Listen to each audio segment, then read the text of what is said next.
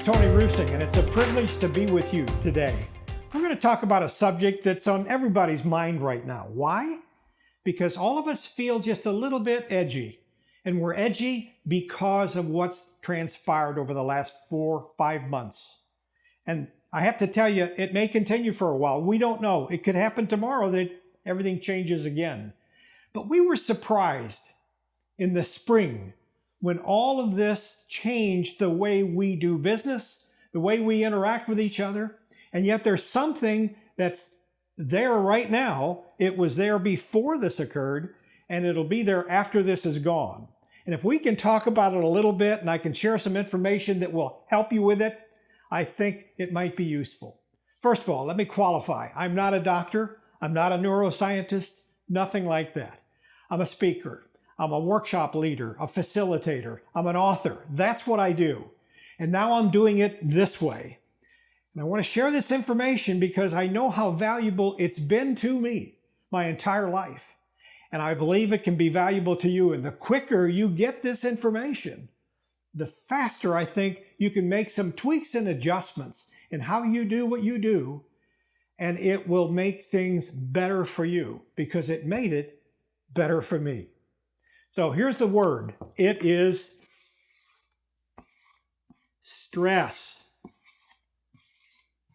Oh boy, do we feel that at times? And we say, boy, I'm stressed, or boy, I feel real stressed. I'm stressful. Yes, you are. And the reason I know that's true of every single person out there is you're alive. And because you're alive, you're in stress. Because stress is life. That's what it is. I've always worked. I love to work. I've been blessed my entire life to be employed. When I was a very young man, 11 years old, I said to my dad, I'd like an allowance. And he said, well, I'll allow you to get a job. That wasn't exactly what I thought he was going to say. I thought he'd give me a couple of bucks and everything would be fine. But it wasn't so. So I was able, even at 11, can't do that anymore today, but when I was 11, you could. I got a job as a grocery delivery boy. And that's what I did. I delivered groceries. And I did that until I was 17. At 17 years old, I got a job working in an automotive parts store. And I worked there for a year and made a lifelong friend in the man I worked for. And from there, I went in the Army. I got out of the Army and knew what I wanted to do. I wanted to be in business for myself. And so I got into business for myself. Here I am, 24, 25 years old. I've got 3 employees. I'm all excited and I'm doing business. And I was a hard charger, so guess what happened? About 3 years into that process, I ended up not able to breathe.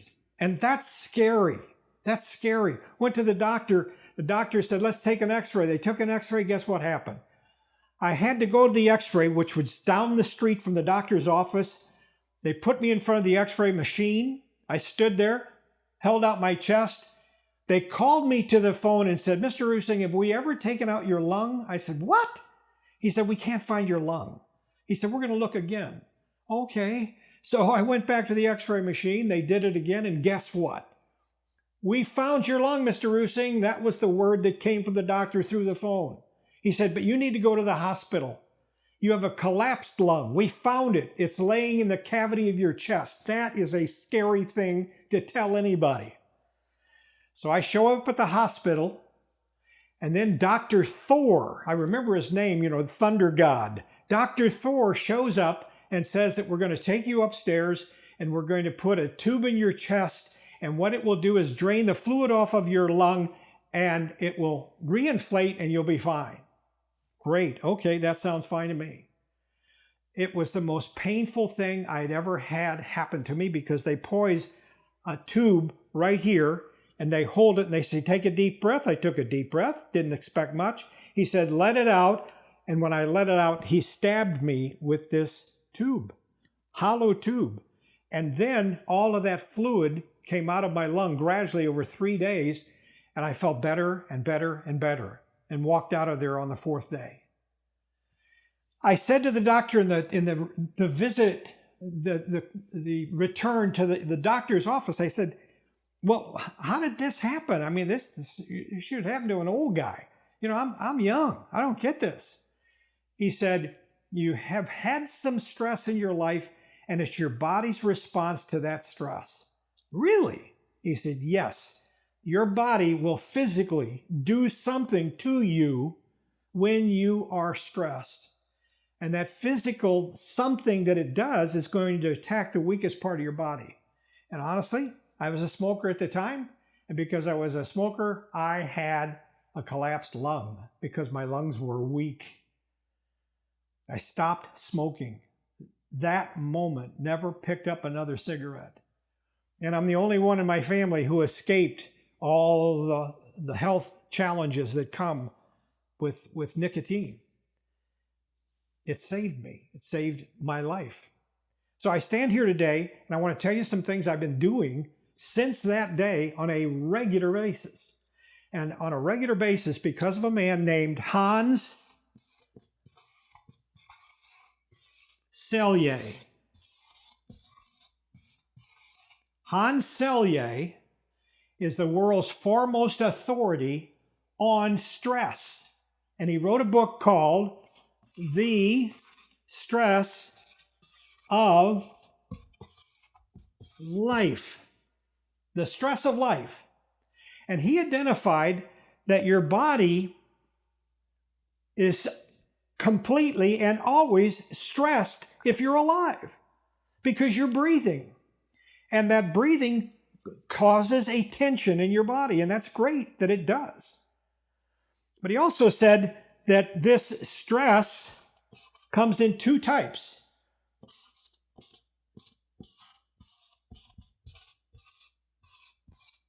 Eustress, which is good stress. Eustress is having a baby. Eustress is buying a new car. Eustress is buying a new house or getting a new piece of furniture. He said,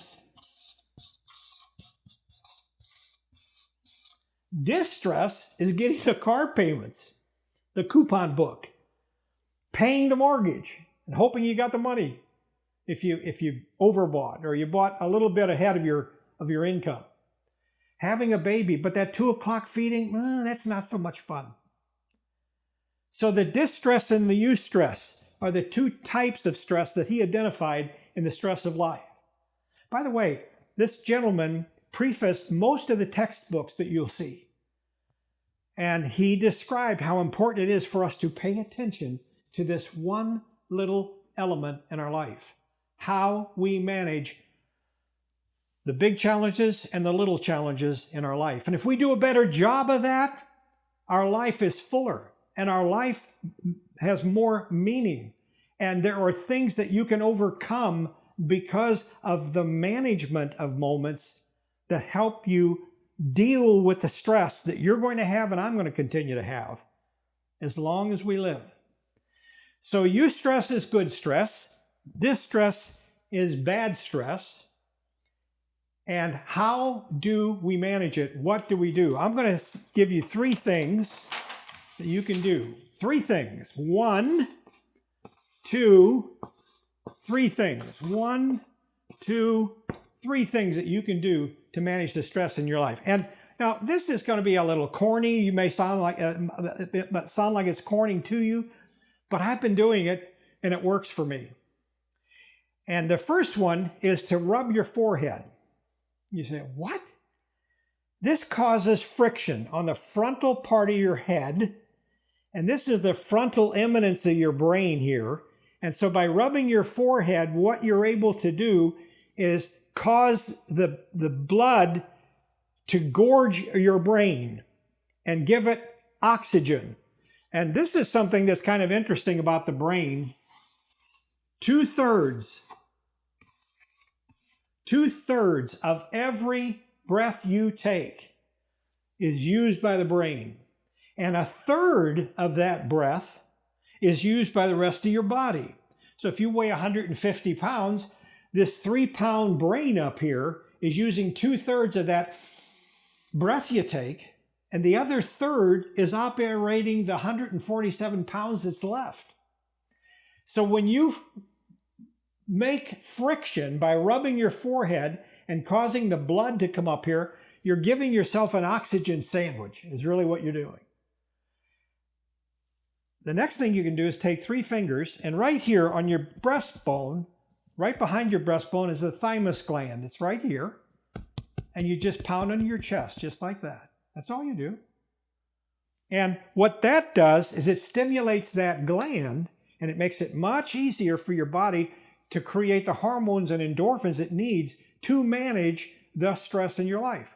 And there's 2 kinds of hormone that's in there. There's some chemistry that goes on. I'm not going to go into it. I'm not a neuroscientist, don't claim to be, but I know this about it.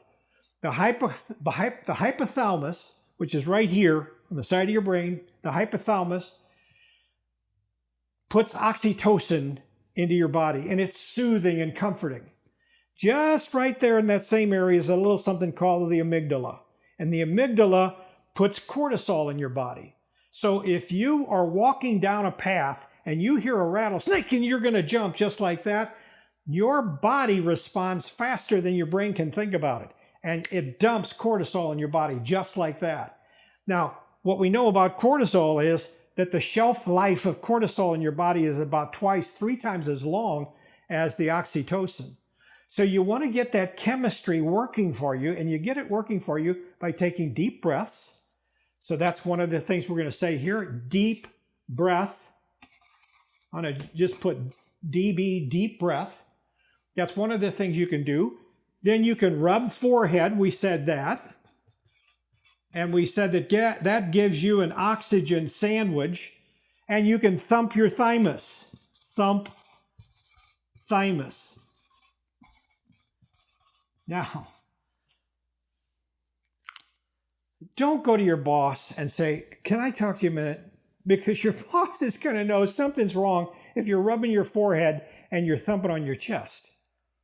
But if you do that privately, if you rub your forehead before you have to make a talk, for an example, a lot of people get real anxious when they're supposed to stand in front of a group and make a presentation.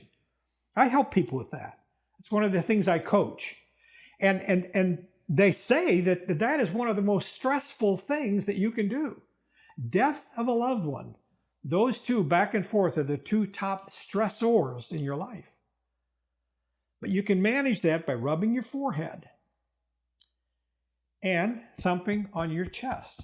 As simple as that may sound. I have hundreds of pictures that I have taken over the years and collected. Not pictures I personally have taken, but I've collected them from magazines and other pictures that people give me because they know I collect them, of people holding their forehead when they're under great stress. And the reason they do that, it's an ancient way that people would deal with stress. They would sit around the campfire and they would rub their forehead before the hunt. Why? Because it would soothe them. And then when they were out hunting, there was no fierce scent on their body. When you perspire because you're frightened, that perspiration has a different odor than just normal sweat. And so when they rubbed their forehead, it would soothe their body. So when you rub your forehead, you thump your thymus, you take deep breaths. I'm going to give you a bonus here. I'm going to give you a 4th thing that you can do. And this may sound really corny to you, but it really works. I'm going to step over here for a minute and see if I can do this for you. When you're growing, and you're growing left, right, left, right, left, right, people do not grow up. They grow left, right, left, right, left, right. That's why your hair is longer on one side than it is on another. Usually your features are a little bit different on one side of your body than the other. It's because you grow left, right, left, right. That's what you do. So if you were to balance your body and create some more homeostasis in your body by helping the chemistry that's in your body, you would do a much better job of managing your stress. So what we're going to do is say, if you stand up and you put your feet about shoulder distance apart with your toes pointed forward, you can do something we call a cross crawl. What? Yeah, cross crawl. When you think about it, when you walk, you take a step, so your left leg goes out and your right arm goes out. And then when your right arm goes out, when your right leg goes out, your left arm goes out. So you walk like this. Now, nobody walks like this. Nobody walks like this. They walk and they do this cross crawl. So a cross crawl would be lifting up your knee and hitting it with your left knee, hitting your left knee with your right fist. And do the same thing this way. Your left hand hitting your right knee. So a cross crawl looks like this. That's what it looks like. You do that for a couple of minutes, and again, you're creating a chemical change in your body. Take a walk. It's a great way to reduce stress. Take deep breaths. I've been doing this my entire life, and I mean conscious breaths. You see, I know you're alive because you're breathing, but did you think about your breathing until I mentioned it? Probably not, but that's one of the things that will help you. So deep breath, rub your forehead, thump your thymus, and then this last one, the one we just did, is cross crawl. Now, the other thing I would mention to you is it's better to pay attention to your body and do the healthy things for your body to manage stress as opposed to doing the unhealthy things that you could do. I'm not against a glass of wine or a bottle of beer, but I got to tell you that more than 2 of those at a time is not a good idea, because what it does is it changes the chemistry in your body, and it couldn't be good for you. Some people can drink a whole lot, some people can drink very little. I'm suggesting that if you do anything in moderation, you're going to be fine. But it's doing things to the extreme that creates problems for you. So you really want to be able to ID your limitations and your assets.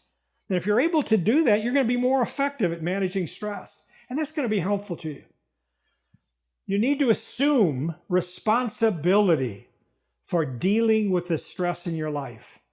And you need to take time and separate that from other things that you do that cause stress. And if you've done something stressful, take the time to regenerate the energy and the chemistry in your body that's going to help you. So, comfortable with your opinions. What I'm suggesting here is there are things that we know about ourselves that we think are okay, and that's great. And then there are things that you want to do better. So if you become comfortable with your opinions, I'm suggesting that you want to monitor your opinions. And there needs to be a tolerance to the opinions of others, because there's no reason to get upset over something you can't control. And I'll give you a real quick example here to kind of put this all in a nice, neat bow. When you get up in the morning, you decide if you're going to have a good day or a bad day. And let's say you say, hot dog, I'm going to have a good day today. And you get up that morning and you eat a donut, you drink some coffee, and you get in the car and you're on your way to work. Da da da da da da da da. It's going to be a great day. And somebody cuts in front of you. That guy cut in front of me, and you get angry for a moment. I'm going to get him. And so you drive you drive faster, and you get around. You cut him off. But guess what's happened? The donut's a lump in your stomach now. You're burping the coffee, and your esophagus is sour. And you get to work, and somebody says, oh, what happened? Some guy tried to kill me on the road. Now, let's back up. Didn't you say you were going to have a great day? So get in the car, eat the donut, drink the coffee. You're on your way to work. Somebody cuts in front of you. Here's your other choice. Hey, he cut in front of me. I hope he gets where he's going. That person who cuts in front of you do not know you exist. Do you want to give him or her that much power over you? If you don't, you decide that you want to maintain your composure. And when you get to work, hey, how you doing? Pretty good. Almost got killed. Some guy cut in front of me. But you got a smile on your face and a demeanor that says, it's okay. It's over. What's next? And if you live your life that way and not live in the past, and you live your life not trying to control everything, your life will have more value. I hope this has been helpful to you. You can go online and look for all kinds of articles on stress, and they'll give you a lot of good information. But if you'll follow these simple 4 steps, I think it can be a tremendous asset to you. Hope to see you again.